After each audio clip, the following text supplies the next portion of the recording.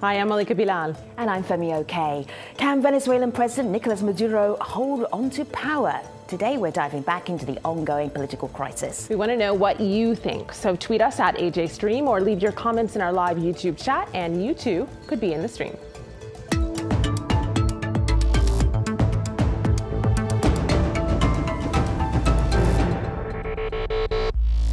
It's been a month since we last discussed the political crisis unfolding in Venezuela on the stream. In some ways, a lot has changed. There's been an increase in violence along the country's borders, U.S. aid convoys blocked, and meetings between the country's opposition leader, Juan Guaido, and Latin American heads of state. In other ways, it remains the status quo. The country is still crippled by hyperinflation, food and medicine shortages continue, and President Nicolas Maduro remains in power. But can he hold on? Joining us to discuss this in Caracas, Venezuela, Emiliana Duarte is a political activist and a co-founder of the Caracas Chronicles. Also in Caracas, Anatoly Komanayev. He is a reporter with the New York Times. And in New York, Tamir Porras. He's a professor of economics at Sciences PO and a former political advisor to Venezuelan President Nicolas Maduro. Hello, everybody. It's good to have you here. Anatoly, Emiliana, I want to go back to the weekend when you were on the border. Anatoly, you start the story and tell it from your perspective. What could you see? What happened? Well, there's a lot of expectations that Saturday would be the day that would break the deadlock that you mentioned earlier, that the opposition would finally be able to bring the aid through, open the humanitarian channel, and basically break Maduro's hold on the military. And it didn't turn out like that. The day degenerated into clashes very early on.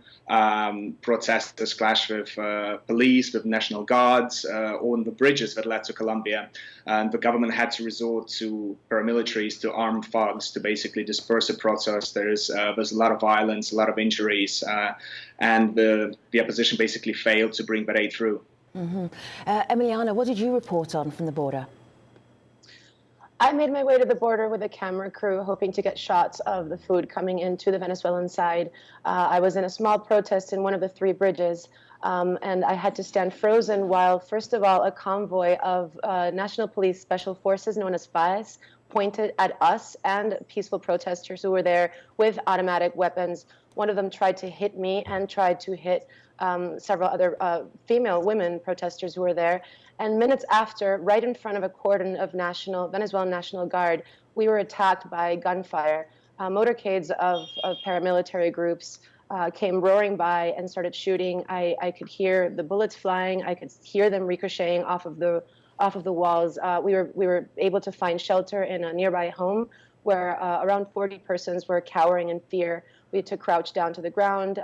Children were crying. Women were separated from their children, and it was a scene of terror. And we had to hide out and wait until the paramilitaries left, and they went on to do the same in a different bridge. Emiliana, what you are describing sounds absolutely terrifying to be part of, and thank you for sharing your story with us. We got this comment, though, from someone who sees the events of this weekend of Saturday in a different light. Ian here says, another way of putting this might be clashes broke out after U.S. aid convoys tried to illegally penetrate the borders of a sovereign nation. Check your perspective is the hashtag they're using, hashtag hands off Venezuela.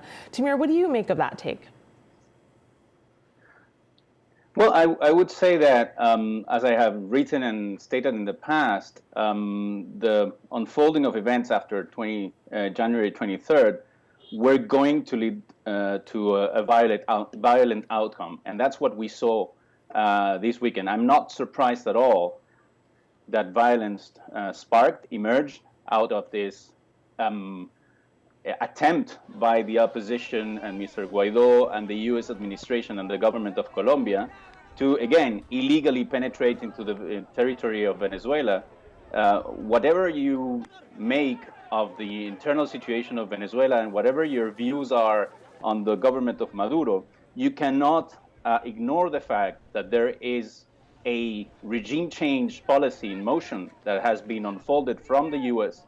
And this so-called humanitarian mission was part of a political move to generate a crisis of the regime in Venezuela and generate regime change. So again, I'm not surprised that if the actors took privileged this avenue to generate regime change, that violence sparked, and we are now in a very dangerous situation where the violence could become general, not only at the border between Venezuela and neighboring countries, but within Venezuela, and eventually also with the prospect of a potential military intervention. Tamir brought up regime change. I think it's important. Yeah, Emiliana, you go first. Go ahead. It's important to point out that these armed paramilitary groups are working in tandem with the National Guard.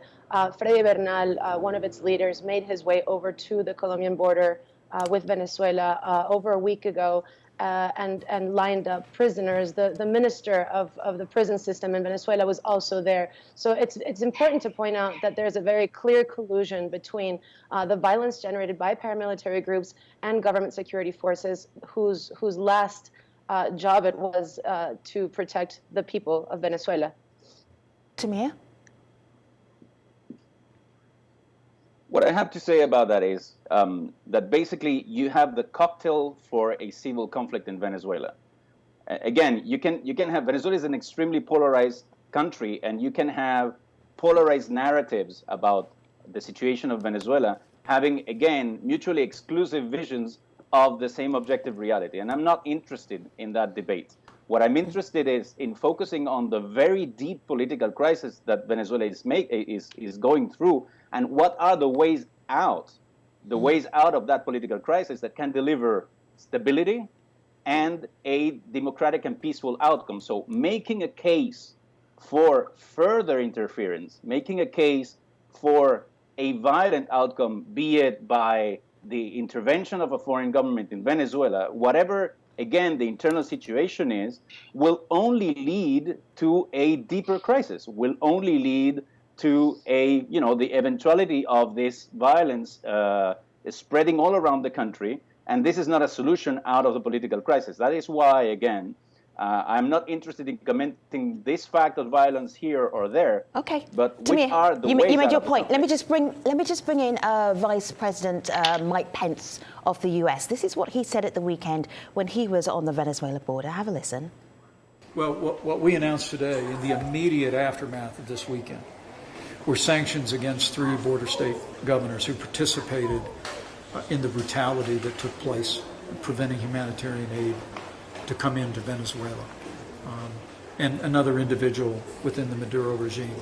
But look, I also made it clear the Treasury Department at the President's direction is also working on a whole new range of financial sanctions that will further isolate the Maduro regime's access to world markets. Anatoly, the US isn't the only country that's making it very clear that they have an interest in what's going on politically in Venezuela. How are you reporting that? Well, the US has become by far the biggest ally and sort of supporter of the Guaido government in the last few weeks. But the Latin American countries have also played a big role. The majority of Venezuela's neighbors have also come out very strongly against Maduro. Colombia has become a key ally as well, we've seen. And European nations, which have usually attempted a softer approach, a more conciliatory approach, have also recognized Guaido and are calling on Maduro to go. So Maduro does look increasingly isolated.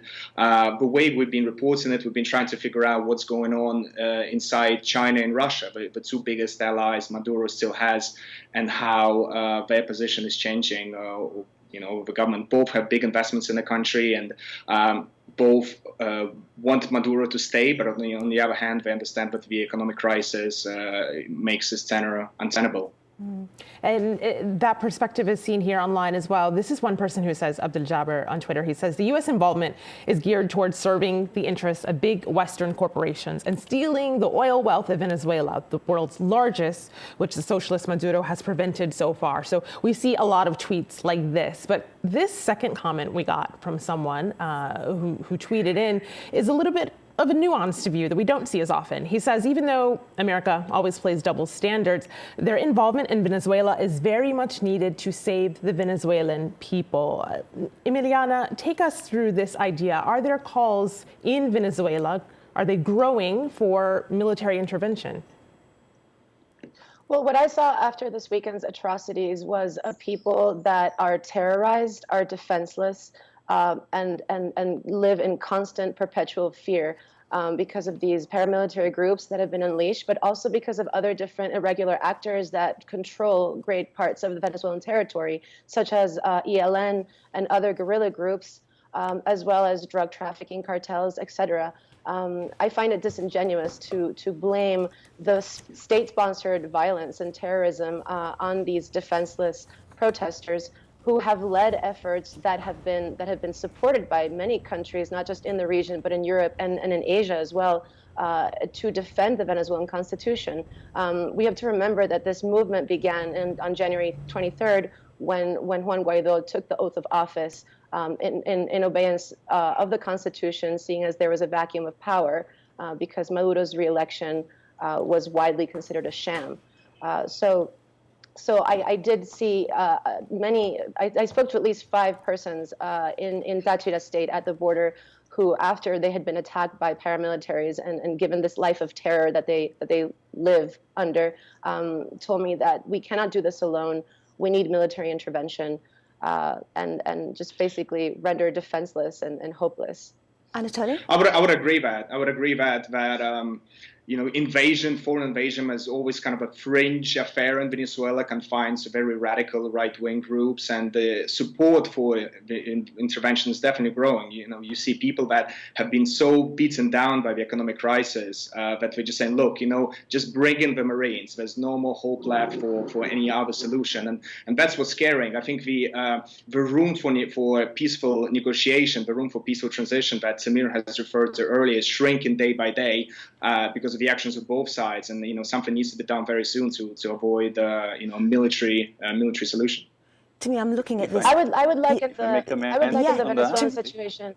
To me, go ahead, Emiliana. Hold tight for a moment. To me, go ahead. I would liken the Venezuelan situation to a hostage situation, and so I see a very difficult path out of a hostage situation through dialogue, which has been tried once and again to no avail. Yes, Tamir.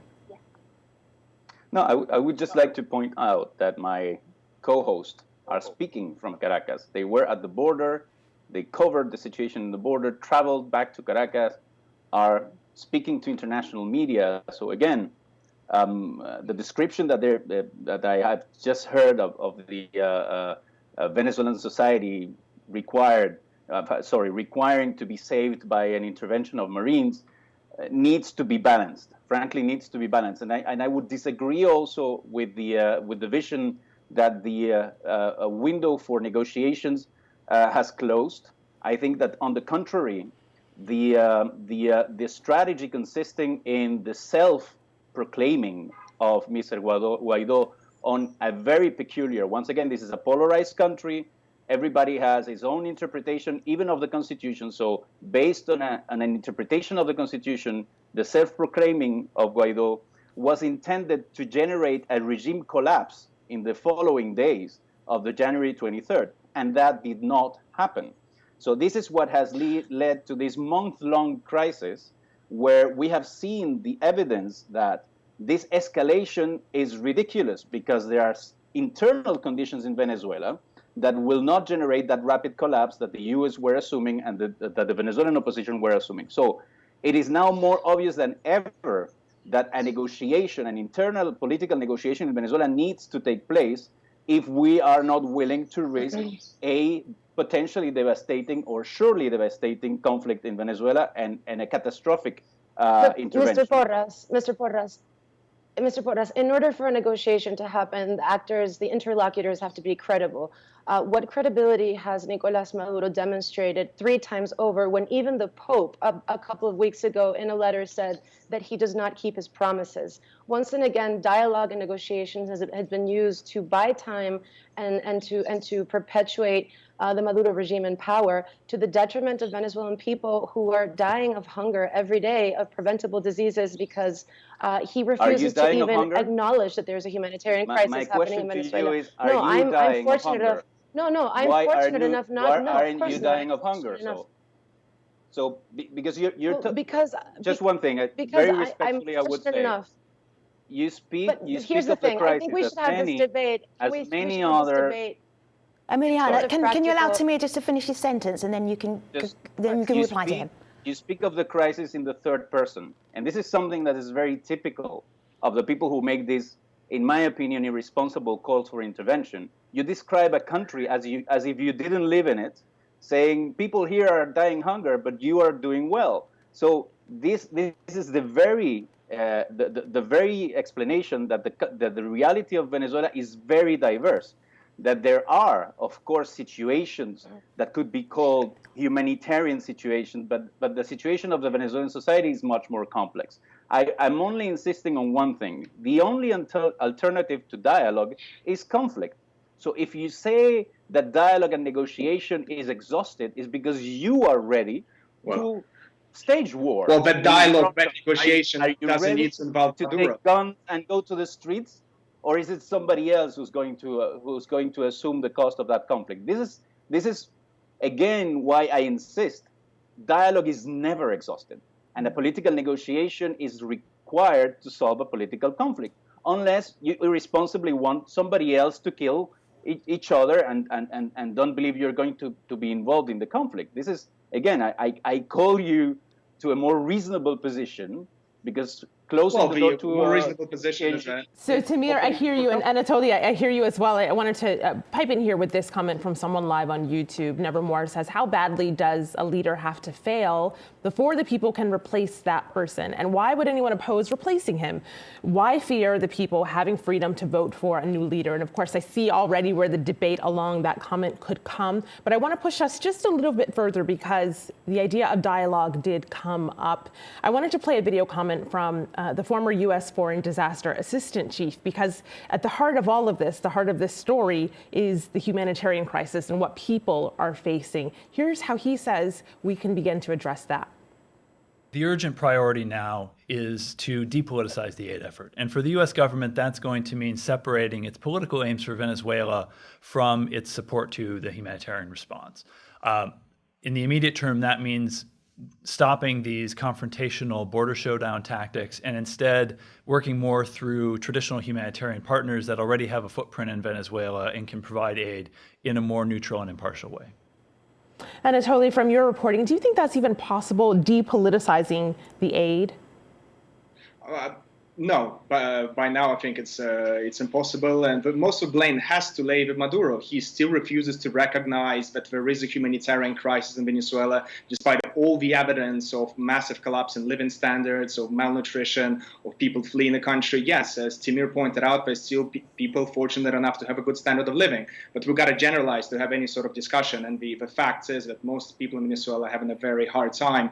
Maduro is allowing some humanitarian aid through UN, sort of through the back door. There are NGOs here working to try to help people, but he's refusing to recognize that there's things are bad in Venezuela. So how can you depoliticize an argument when one of the side says everything is absolutely fine?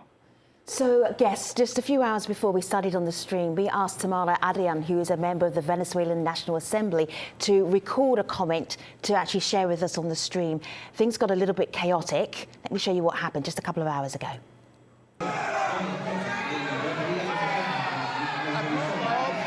Tamara. And she's trying to tell us and make a point for us to add to our show. But what happened in the National Assembly, and to me you were talking about dialogue, is that government sympathizers, people who were supporting Maduro, broke in and there was some commotion there, and you can see the commotion there behind Tamara. Just wanted to sort of go into, like, what is the political process right now, Tamir, where discussions can or cannot happen? Well, I think there is two things to be taken into consideration. On the one hand, other international actors, in my opinion, more responsible international actors than the Trump administration, have put forward proposals. You have the EU, the European Union Commission through Federica Mogherini, who instated an international contact group with European countries and Latin American countries. And these European and Latin American countries have reached out to the government and to the opposition saying there is a roadmap and we are putting forward a proposal for talks. You have, on the other hand, Mexico, Uruguay, and the countries of the CARICOM, which are 15 countries of the Caribbean. So it's mainly a Latin American and Caribbean initiative, saying that they're also willing to mediate between the parties to generate the conditions for a political dialogue. So once you have those two initiatives, and I must say that the International Contact Group initiative includes the necessity of provision of humanitarian aid, but through the principles of humanitarian action, which is not what the U.S. administration and the Colombian government are doing with the opposition. They have put that inside the package, if you will, they're offering the parties in Venezuela for generating a dialogue. So again, I think this is today that we have shown, or we have witnessed, that this escalating strategy is absurd, that we're reaching a deadlock. It is time now to give the space for responsible stakeholders of the international community to facilitate a dialogue in Venezuela. So the question is how to go about that. Emiliana, I want to share with you this tweet. This is from Valen, who says, I believe a peaceful transition can be achieved only if people from his circle turn to acknowledge the mismanagement, the corruption, and the crisis that the regime is responsible for and support the transition of a government that leads to free and fair elections with a new electoral council. And she's referring to Maduro's people there. Do people still have hope in the idea of a dialogue? Are they still putting their hope in the opposition? Where does that hope lie? Well, of course, the hope for all Venezuelans is that a peaceful transition can happen and that we can have free and fair elections. The vast majority of Venezuelans have been supporting this movement in the hopes that they can take back their future and hopefully eventually regain a minimum standard of living that will stop the massive exodus of Venezuelans who are fleeing their country because anywhere else is better than here. I have to correct Mr. Porras in that the European Union contact group, after the meeting in Montevideo, rejected the calls for dialogue, the Mexican and Uruguayan plan, and have since recognized Juan Guaido as president. And just yesterday, there was a meeting at the UN Human Rights Council where more than 60 delegations walked out. If there's something that I want to leave you with, it's the fact that the violence perpetrated throughout this entire weekend and in days prior is entirely the fault of the government. If Juan Guaido comes back into the country and citizens go to greet him, or he calls upon citizens for peaceful mobilizations, if there's violence, the responsible parties are once again the government, Maduro, his paramilitary forces, which have been unleashed and are accountable to no one and unscrupulous in the terror that they perpetrate. I want to wrap up this conversation with a little report that we found on Instagram from Al Jazeera's Mohammed Jamjoon. He was reporting from Brazil, talking to some of the Venezuelans who've left Venezuela because they need healthcare. Have a look at his report. Here's Rafael and Mohammed.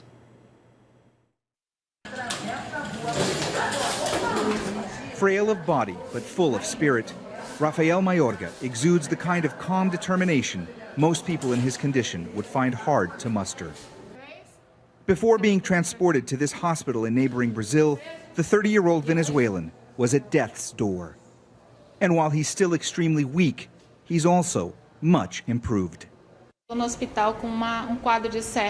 He had skin rashes, pneumonia, and all of his conditions were derived from his diabetes, which was uncontrolled. That's most probably because access to things like insulin is rare in Venezuela.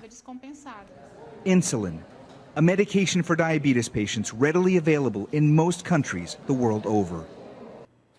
Mohammed Jamjoon from Al Jazeera reporting on some of the people who've left Venezuela and moved across the border because of the situation at home. Malika, where do you want to end our conversation? With one of those people that left, Valen says, I want to change for my country. I want to believe I can go back and contribute with what I have to offer to build a country that has learned from its past, creating space and opportunities for the big part of our society that for so long remained in the shadows. I have to say thank you very much to Emiliana, Anatoly and Tamia for giving us their perspective on what is going on in Venezuela. If you want to know what's going on in Venezuela, a lot is happening. Have a look here on my laptop. This is one way of keeping up to date. Venezuela in crisis, all the latest updates you can find at aljazeera.com. Until the next time, Malika and I will see you online. Thanks for watching.